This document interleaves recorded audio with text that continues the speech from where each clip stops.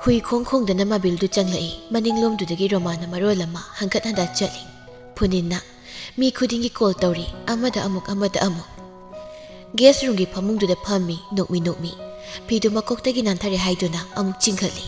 leisabi masa ani musu changaktuna phammi brown set piduna hairi inama aina dama bilgi madom sagi masa mana mama buki masa oidoiba o ado nogi thongnause kamaina hangi nupi masa red set piduna haugatuna yengi ahangba yadi na masidi aduni aisu ngasai dudo yengambaneba yade noinigi minghairo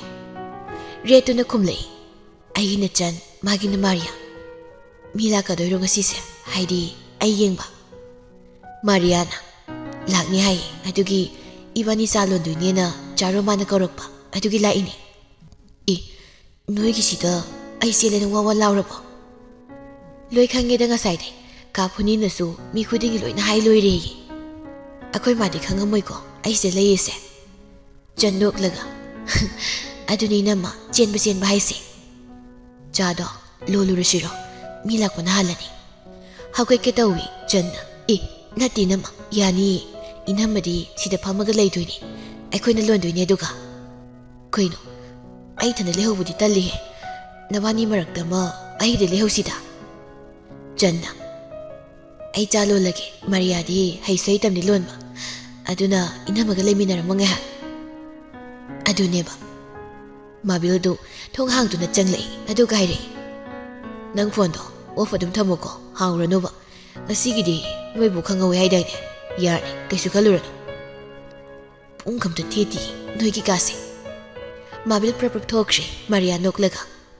khoidase nukningi utaisi nupiga sendana izi muna yenglaklaga kaino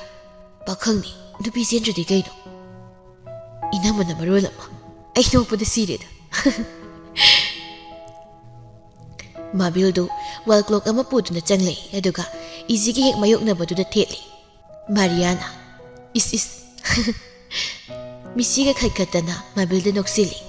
mabil nokfai tawraga pungdu yarabo izi nokmi mangadi tasile khoi mado pakhat pakhar horamani bo ado aido horen kongkanda thindoino karino ngasi lektuni sida hayeng thindoini ngawrabana o khoino dudi ai horena khoi mana lawladi noibokna phanaba singi haina haidudi thinnaba mi natro noida ngasi laktoina haiba mi mayamdo nadi nang yeng lakweni kaino aikoi relatives ngaktani adusu close oiba kaisu kalunu hayengna atopa misu khra lagani thinbagi iphone meta bida ngasi se adum leiradoiro leiduni kaino akhoi mado among stroke tawdana ko ai sumpa khala kadore ai ngo suro haipe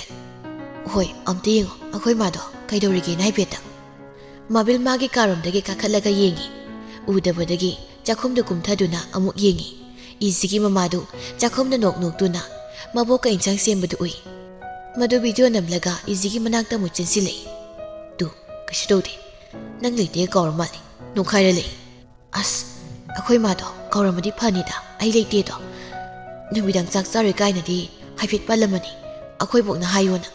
mabil do ngehak leita lona thoktuna yengi mamadu kaidori haiduna pungdini panta silei sobita mapagi makhom khut chambibada loiraduna kawini he akhoi chambido kasai desu kumaktre saksu sari sala sitang bibi tawraga kawduna dum tu eisi mabok tu pu hawgalaga kadai sida biro ai biru rage ima wari haidaine tumase pothara se naga sai de haidudi changamoima phamung changamo ai dum bibirage mabok tu tak mulaga chalo tumuruna ai pige haidana salase subitadu mamada ngakna yengdo lehawi mabok tu putuna ka khalaklaga izigi ka da phamduna sari salatu aduga haifet sobita lakpra yenglaga henthoi bida call tawi noi hayenganane hekta lau ko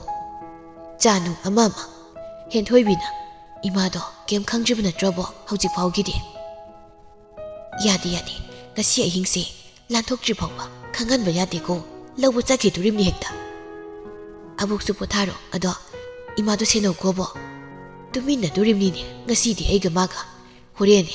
ꯀꯩꯝꯇ ꯊꯣꯛꯍꯜꯂꯣꯏꯁꯦ ꯐꯔꯦꯁꯦ ꯑꯩ ꯐꯣꯟꯁꯦ ꯊꯝꯅꯕ ꯇꯧꯒꯦ ꯅꯪꯁꯨꯅꯦ ꯄꯦꯅꯥꯎꯁꯨ ꯍꯌꯦꯡꯗꯣ ꯉꯟꯅ ꯂꯥꯛꯎꯀꯣ ꯊꯝꯃꯣ ꯇꯨꯝꯃꯣ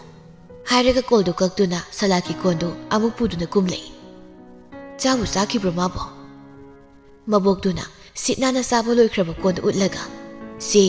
ꯀꯅꯥꯒꯤ ꯕꯗꯥꯝ ꯑꯁꯨꯕ ꯃꯀꯨꯝ ꯐꯥꯎꯕ ꯂꯦꯝꯗꯦ ꯅꯆꯥꯅꯨꯄꯤꯅ ꯆꯥꯔꯤꯁꯤ ꯂꯣꯏꯅꯃꯛ ꯍꯦꯛ ꯆꯥꯏ ꯇꯨꯝꯍꯧꯔꯕ꯭ꯔ ꯃꯗꯨꯕꯣ ꯇꯨꯝꯈ꯭ꯔꯦ ꯀꯥꯒꯅꯦ ꯃꯩ ꯂꯣꯏꯅ ꯃꯨꯊꯠꯈ꯭ꯔꯦ ꯇꯨꯝꯅꯤꯡꯕꯅ ꯂꯣꯏꯔꯦ ꯊꯣꯛꯑꯣꯅ ꯀꯣꯏꯇꯥꯟ ꯍꯦꯛ ꯇꯥꯜꯂꯤ ꯇꯨꯝꯃꯁꯤꯁꯦ ꯑꯩꯈꯣꯏꯁꯨ ꯅꯄꯥꯗꯤ ꯇꯨꯝꯕ ꯆꯪꯈ꯭ꯔꯕ꯭ꯔꯥ ꯆꯪꯈ꯭ꯔꯕꯅꯤꯃ ꯏꯃꯥꯁꯨ ꯇꯨꯝꯕꯤꯔꯨꯔꯣ ꯀꯩꯅꯣ ꯑꯩ ꯉꯁꯤꯗꯤ ꯅꯪꯒ ꯇꯨꯝꯗꯣꯏꯅꯤ ꯈ꯭ꯋꯥꯡꯒ ꯌꯥꯝꯅ ꯅꯥꯏ ꯅꯝꯍꯟꯒꯗꯧꯔꯤꯕꯅꯤꯅꯦ ꯍꯣꯏꯁꯦ ꯑꯗꯨꯗꯤ ꯆꯪꯉꯁꯤ ꯇꯨꯝꯕ ꯆꯪꯉꯁꯤ ꯉꯁꯥꯏ ꯃꯈꯩ ꯄꯨꯡꯉꯥꯏ ꯉꯥꯅ ꯂꯩꯔꯝꯕ ꯀꯥꯁꯤꯡꯗꯨ ꯃꯩ ꯃꯨꯊꯠꯈ꯭ꯔꯦ ꯇꯨꯝꯅꯕꯒꯤ ꯂꯣꯏꯅ ꯆꯪꯈ꯭ꯔꯦ ꯏꯖꯤꯒꯤ ꯃꯌꯨꯝꯗꯣ ꯃꯥꯕꯤꯜ ꯑꯗꯨ ꯌꯦꯡꯂꯒ ꯑꯃꯨꯛ ꯏꯖꯤꯒꯤ ꯃꯅꯥꯛꯇ ꯆꯪꯂꯛꯂꯒ ꯂꯣꯏ ꯇꯨꯝꯅꯈ꯭ꯔꯦ 이지 싹 티나 너희 마을수 거울로 어두리 짝자라시 이거 있어 너희디 모이니 레르머니 호지 와이다 푸닌 TV 룸두다 콩라이사도나 팜레가 마갱가 사이드기 떠오버 고도 호직 파부 로이지 아두니니 호이 마삭 마다우가 수파제니 호직수 이따 짝통이버니네 ngamasama leiraga misinmani mama ibanina hekta thongki loibu loiramlani amuk noklaga phare adi taw hayeng dungana lakpiro aikhoi hum hekta chaladawni yahobu ga hidokpa mabilna babu chak loire imadi kaubu kaure to mana kaurakpadi ikaibanina ibungo oina gasu thadorei Mapada haifeta yengamlaga amuk mama thiri mabildo Romana Mathada ngai hauraba chakhum tudadi noi leibiu hairaga kainone leisabi ni sisu irena photo kapton sana leire hey nang sumok swice da cha leiraba napa haira ngasai dagi sorong sule aina henge marang che leire noi se onthokpani dago chaksar cha hayowi hopalem chaksar cha haibagi kawulakpani ihi sarasi Imalagi napaga do hairamu ay angangani do sunya kaubirage bueni su sida lay do ni ngasidi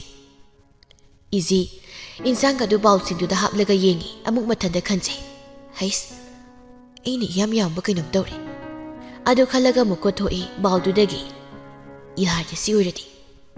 punin makhoi ka do hamlaga is hauranida manam naga nusiriba is mapokasi toidini Sese, ipagi baudi, sini teko. Namadu na sanga kolaktana, tauraga takpidi na se. Kanglam chile. Ikandam da, yengoi, sige ngobu se, ipagi niko. Hayengay din sida hapu ko. Izi, mangagtanom laga. Hoy pabu. Mayam di sang narak din ay tanahan na saragita, puk asuk lam laga bo.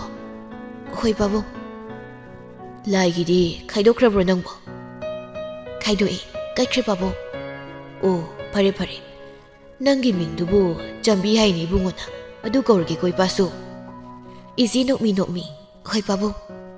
Mariana, inama, singju sina, janibani na, matakta photo namnam subani, sisu sase. Izi momo nok tuna, mangang tonomi. Romana. Sarasi. Isana thongo sabatari da ngaside. Mabil, mapagina ka na pamlaga, izi rom daibet yengi. Mariana Thangage hairoda inamaga Mabil phaina yenglai Mariada Janna yari he nangso misuna phamri sida laknai nina last da khupak mai sajani Roma chakhom na sound huklaga hawi he matumna lauthaduna amuk chasilaga hawi Janna hawi yam nei nama ai nungti gi lasira khangdi inamuna thonga chanaba Mabilusu zarga hawi haina makoi kubidu thangali tumina Mariana hawi mangakato left right on dana hairaga chari colleague singdu Maria ga changana namdana izida ki munduna phenghori punina imosu pothajar sano adudi ko tumlu ipasu changage ko good night hayengan hagolo ko isasa Romana Imaga tumsira kamay tawsige chambi Hoy tumasima Mabil mami tu phaini ngi izida Romana adudi bungo nangsu patharu nasanubi aniduna asomgi ste tumagi hayorabani Moy anidi tumina du raisi maga tumoye moy anidi aigina kangi kadu da tumdoini Izi Mabil da yengduna good night haina tapna soli Mabil maya anidu krakrak silaga phaini yengi aduma izida mamada mok yengi Romana Lao lao tumasi karu karu somda Izi su tumina kakre Mabil sophadu da phamduna yengi changkriba aniduda aduga mathanda soli aina semba kowdre dudi dui tardi hay haidokpado ainu ne sakani akhoi bana cheli haini yem ai khotau sum sawali khoi masi is asimasu tumina kemta haidabiga adum inai ai tumba yadi matri hawgatuna tv du tharaga phammi ahingduma isau lang lang da leibda tumje Mabil do nongala phawba mamitu sangdokduna tv yengduna lei